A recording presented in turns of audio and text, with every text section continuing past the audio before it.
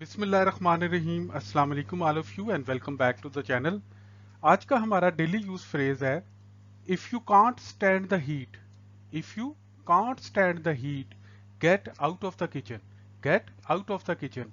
इस फ्रेज का मतलब क्या होता है और किन सिचुएशन में हम इस्तेमाल करते हैं? To know about these all things please stay tuned with the video. देखें, if you can't stand the heat get out of the kitchen, इसका मतलब ये होता है कि if you are doing something you have two options, stop it और don't complain. देखें, इसका मतलब ये होता है, अक्सर आपने लोगों को देखा होगा कि वो कोई काम कर रहे हैं या वो किसी के साथ काम कर रहे हैं या किसी काम में खुद ब खुद वो कर रहे हैं और साथ साथ कंप्लेन भी कर रहे हैं।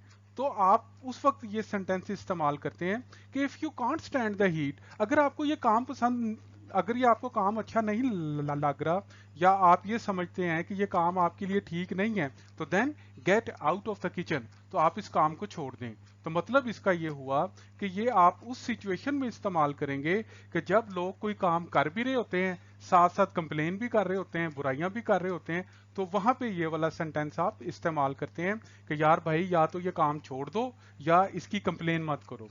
So thank you so much guys for watching the video. If you like the video, please hit the like button and don't forget to subscribe the channel. Inshallah, in next video gonna come in here again with new topic. Till then, take care of yourself. Allah Nigeban.